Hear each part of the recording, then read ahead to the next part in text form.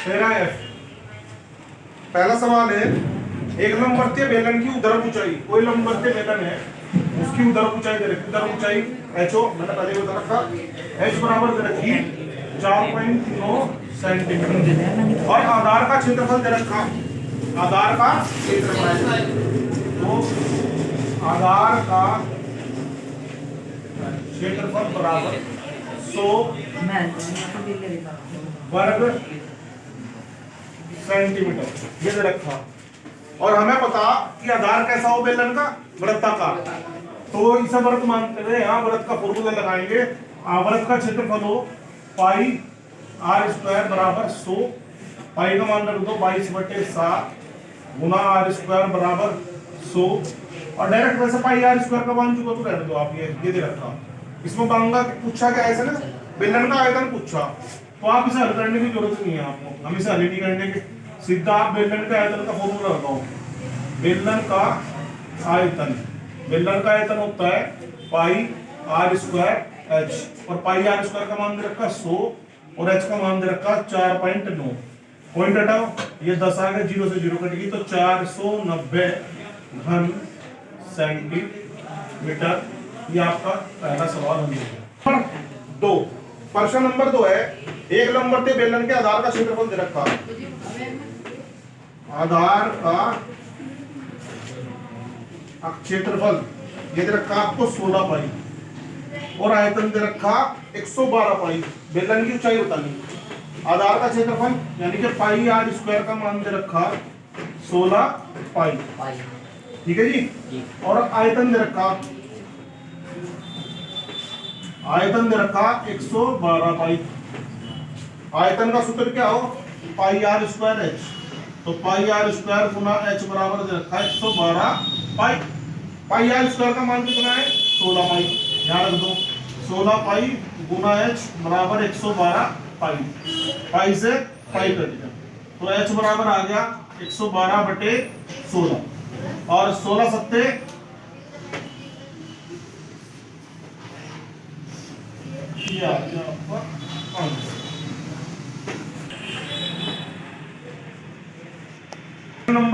3।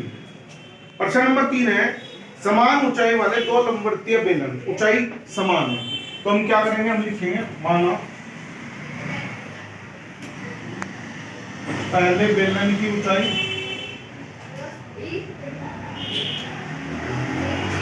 बराबर दूसरे बेलन की ऊंचाई बराबर h। आगे कहा इसने, और इनके जो आधार की त्रिज्या है उनमें 3:5 का अनुपात है, तो हमने कहा पहले बेलन की त्रिज्या, एक बात का ध्यान रखियो, जब भी अनुपात दिया जा 3:5, तो इसमें जब हम त्रिज्या मानते हैं तो इनमें x लगा लो, क्या लगा लो x, तो मान लो हमने 3x है और दूसरे बेलन की एक कांस्टेंट लगा लेंगे इसमें, यह होगी हमारी 5x, ठीक। अब हमें आयतनों में अनुपात बताना, तो हम लिखेंगे पहले बेलन का आयतन, और एक काम कर लो, इसे तो मान लो R1 और इसे मान लो R2, ये होगी 3x और ये होगी 5x। तो पहले बेलन का आयतन बटे में दूसरे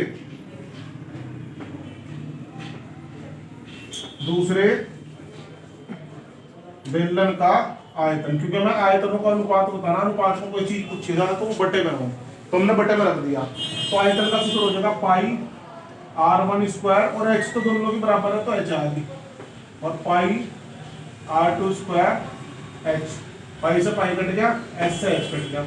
R1 का मान है 3x का वर्ग और बटे में 5x का वर्ग, 3x का वर्ग हो गया 9x की 2, 5x का वर्ग हो गया 25x की 2, x की 2 से x की 2 कट गया, बच गया 9/25, यानी कि कितना अनुपात आ गया 9:25। चौथा प्रश्न दिया इसने, समान त्रिज्या वाले दो बेलन दे दिया, अब इसका उल्टा दे दिया, अब त्रिज्या समान दे दी, तो हमने माना पहले बेलन की त्रिज्या बराबर दूसरे बेलन की त्रिज्या बराबर आर मान ली, और पहले बेलन की ऊंचाई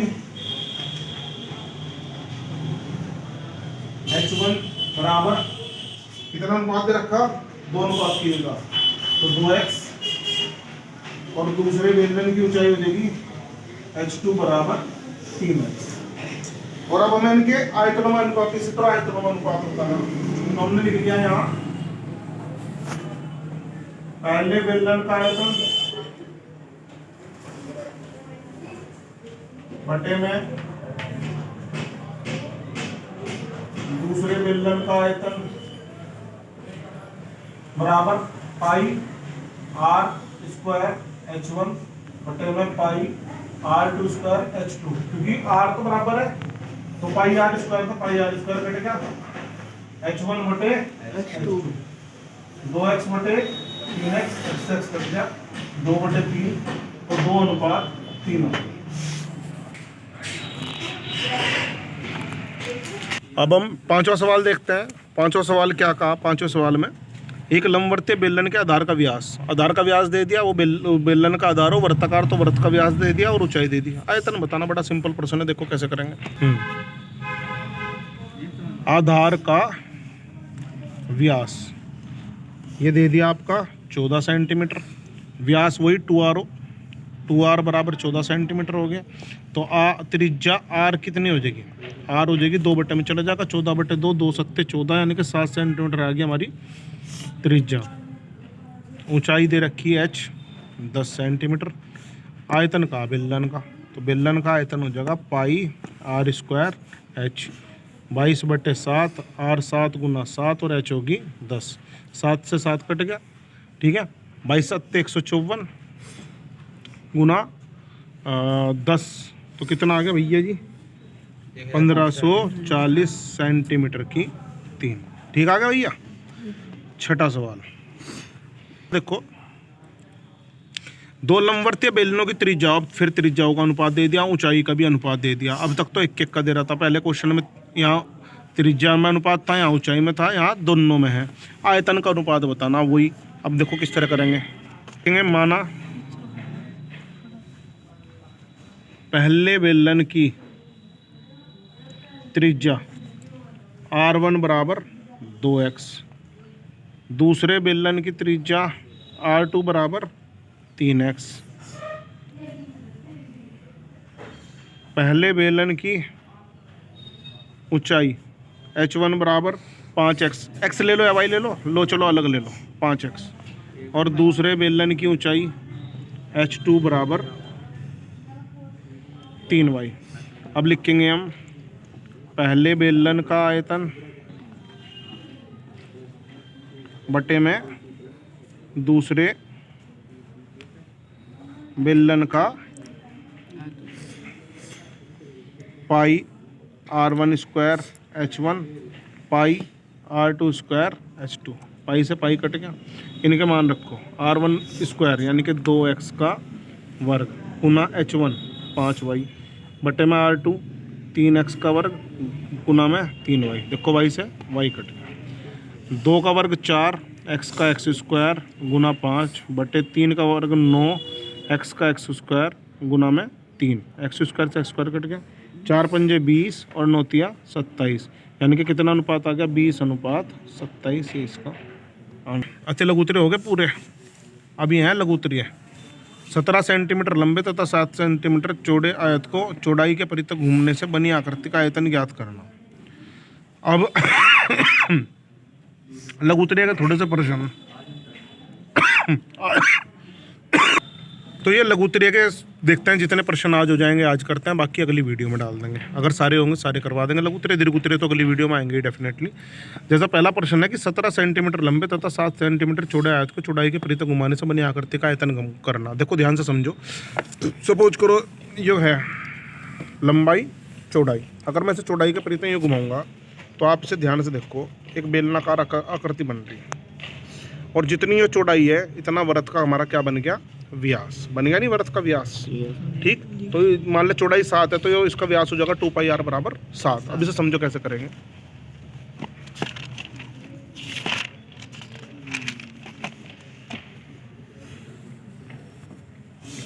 लघु उत्तरीय प्रश्न नंबर 1। पहले तो समझ लो एक आयत है,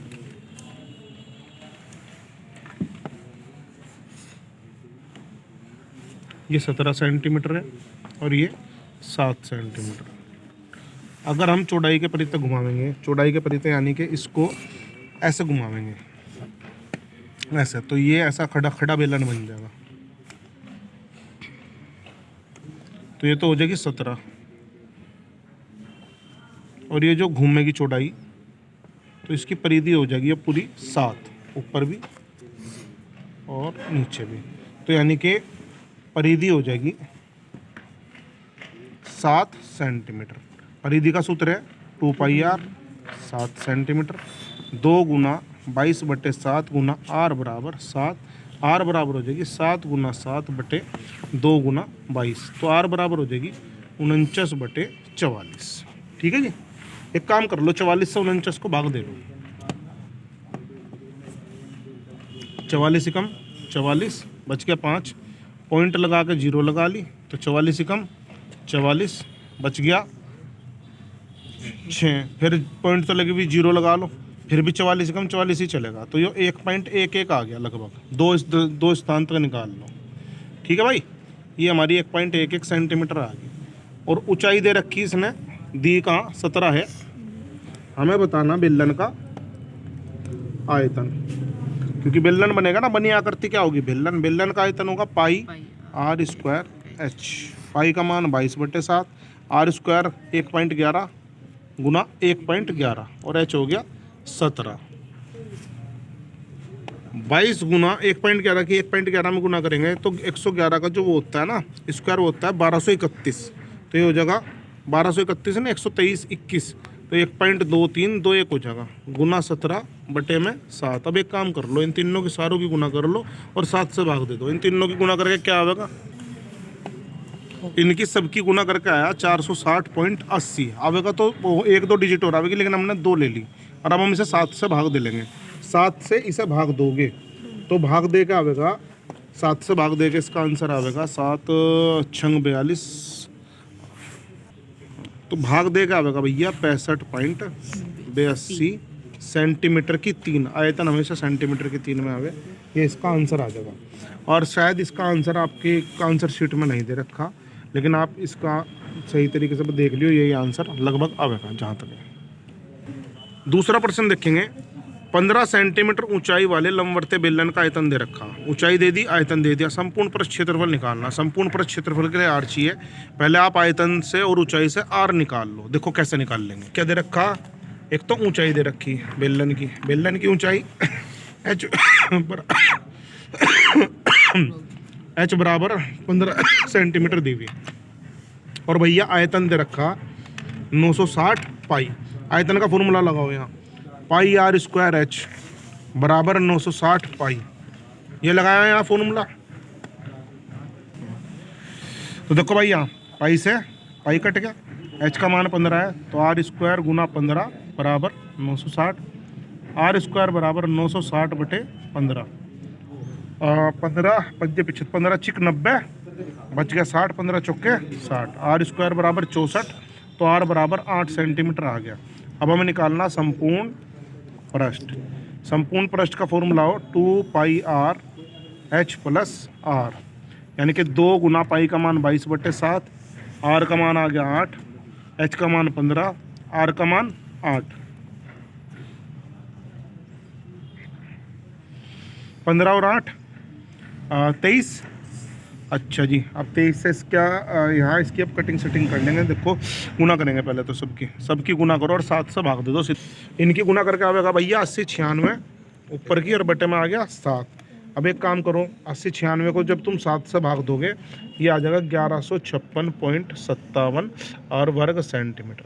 ये इसका आंसर है।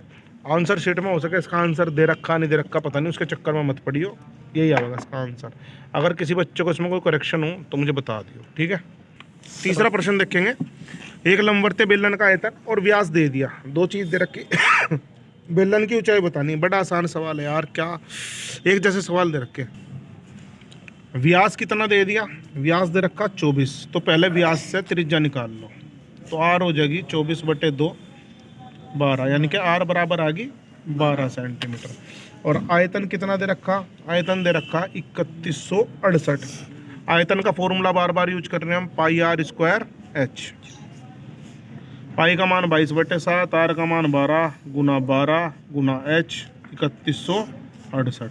एच बराबर 3168 गुना 7/22 गुना 12 गुना 12। ठीक है भैया, देखिए कुछ कटेगा, 3168 कटेगा नीचे 12 से या 22 से, 12 से कट के कटेगा तो 12 दूनी 24, बच गया आपका 6 66, 12 छिक क्या हो 72, यहाँ बच गया 7 76 हुआ था ना, बच गया 4 48, 12 चौक 48। ठीक है जी, अब देखो ये भी कटेगा 12 से, इसे 12 से काटोगे तो 12 दूनी 24, बच गया कितना बच गया 2 24, 12 दूनी 24, 22 से 22 कट गया, तो एच बराबर आ गई 7 सेंटीमीटर। ये इसका आंसर। एक पीछे जो हमने प्रश्न करा, इसका आंसर अगर पॉइंट में निकाल लोगे तो ये आएगा, लेकिन अगर आप यहाँ पाई का मान नहीं रखने के ना 22/7, तो जैसे सपोज करो यो, तो 2 गुना पाई का मान पाई रहने दो और 8 गुना 23 कर दो, और जब आप इनकी 2 8 16 गुना 23 गुना पाई पाई जो का तो रहने दो, ये आ जाएगा 368 पाई वर्ग सेंटीमीटर। लेकिन ऐसा कोई ज़रूरी नहीं कि पाई का मान नहीं रखने के, रखोगे पॉइंट में निकाल दो, ये भी सही है ये भी सही है। ठीक है, चौथा सवाल देखो, एक लंबवर्तीय बेलन का वक्र पृष्ठ का क्षेत्रफल दे रखा, वक्र पृष्ठ का क्षेत्रफल दे रखा बेलन का, और ऊंचाई दे रखी, आयतन बताना। वक्र पृष्ठ से पहले आर निकाल लेंगे, ऊंचाई दे रखी, आयतन निकल जाएगा। देखो कैसे करेंगे, तो वक्र पृष्ठ का क्षेत्रफल ये दे रखा आपका 1320, और ऊंचाई दे रखी h बराबर 15 सेंटीमीटर। ठीक है, ये वक्र पृष्ठ का क्षेत्रफल फॉर्मूला 2 पाई आर एच 1320, तो 2 गुना 22/7 गुना आर गुना 15 बराबर 1320, तो आर बराबर हो जाएगा 1320 गुना 7/2 गुना 22 गुना 15। ठीक है जी, अच्छा जी, 2 छिक 12, 2 छिक 12 0, 22 से कटो 11 दूनी 22, 11 छिक 66 60, 2 से कटो 30, 15 दूनी 30 और 7 दूनी 14, तो आर आ गई भैया 14 सेंटीमीटर। हमें बताना आयतन। आयतन देखो, आयतन होता है पाई आर स्क्वायर एच। पाई का मान 22/7, आर 14 आई और एच 15 है। कितनी है 15। तो आप एक काम करो, 7 दूनी 14 और 22 दूनी 44 गुना 14 और आपका गुना 15, गुना करो इनकी, अच्छा क्या आएगी 14 और गुना 15, ये आ जाएगी आपकी भैया 9240 सेंटीमीटर की 3। ये आपका आंसर आ गया। पांचवा सवाल देखेंगे, 20 सेंटीमीटर व्यास दे दिया और वक्र पृष्ठ दे दिया, आयतन बताना। व्यास दे दिया, वक्र पृष्ठ दे दिया, आयतन निकाल लो। व्यास कितना दे रखा 20 सेंटीमीटर, त्रिज्या होती है व्यास की आधी, 20/2, 2 धाम 20, तो आर बराबर आ गया 10 सेंटीमीटर। वक्र पृष्ठ दे रखा 1000, वक्र पृष्ठ का फॉर्मूला 2 पाई आर एच, 2 गुना 22/7 गुना आर का मान हो गया 10, एच हमें निकालनी। चलो जी, एच बराबर 1000, नीचे वाला ऊपर, ऊपर वाले नीचे, 0 से 0 कट गई, कट्टो जी से 50 आ गया, 5 सत्ते 35, 350/22 आ गया, तो 300/22 ये आ जाएगा 15.9 सेंटीमीटर। हमें क्या निकालना, आयतन। आयतन क्या होता है पाई आर स्क्वायर एच, पाई का मान 22/7, आर का मान 10 गुना 10, एच का मान 15.9, पॉइंट हटा के 10 लगा ले, 10 से 10 कट गया। अच्छा जी, इनकी गुना कर लो बस सबकी, और क्या 159 और 22 की गुना कर लो, ये मान रख लो गुना करके देखूं।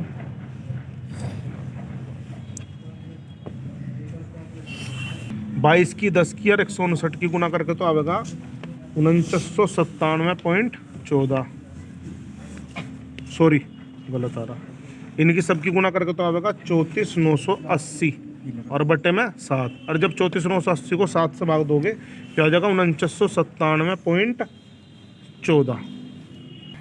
तो ये 4997.14 आया, यहीं छोड़ दियो। इसका आयतन घन सेंटीमीटर में।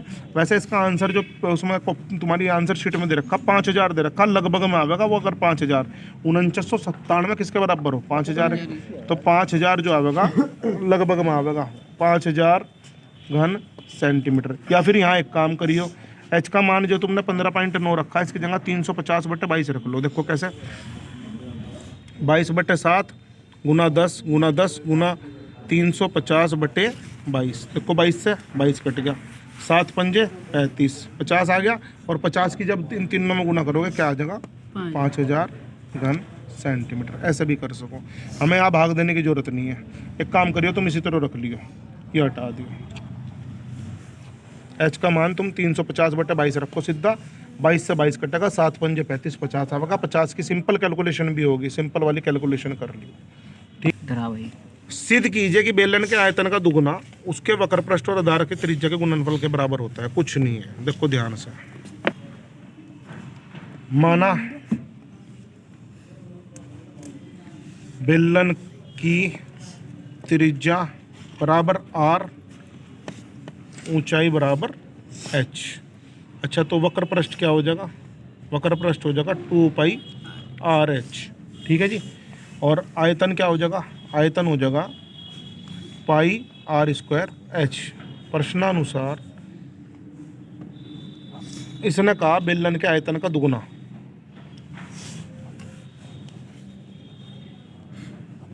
तो 2 गुना बेलन का आयतन, तो 2 गुना बेलन का आयतन क्या πr²h। अब हम इसे ऐसे लिख सकते हैं 2πRh। r को अलग कर लिया ना, 2 r है, ये अलग कर लिया, तो ये आ गया वक्र पृष्ठ गुना त्रिज्या। इसी के बराबर हमें लाना था। इसने कहा था सिद्ध करो कि बेलन का आयतन का दुगुना बेलन के वक्र पृष्ठ और त्रिज्या के गुणनफल के बराबर होता है। तो यही सिद्ध करना था। तो लघु उत्तरीय पूरे हो गए भाई, अति लघु उत्तरीय पूरे हो गए। दीर्घ उत्तरीय कल की वीडियो में करा देंगे। कोई बात नहीं समझ में आई होगी पूछ लियो। अगर कोई आंसर चेंज हो तो वो भी बता दियो। हो सके किसी आंसर में कोई चीज़ परिवर्तित होती हो, पहला प्रश्न डाउटफुल लग रहा, उसे दोबारा देख लेंगे। लेकिन जो हमने करा वही ठीक है, उसी तरीके से होगा।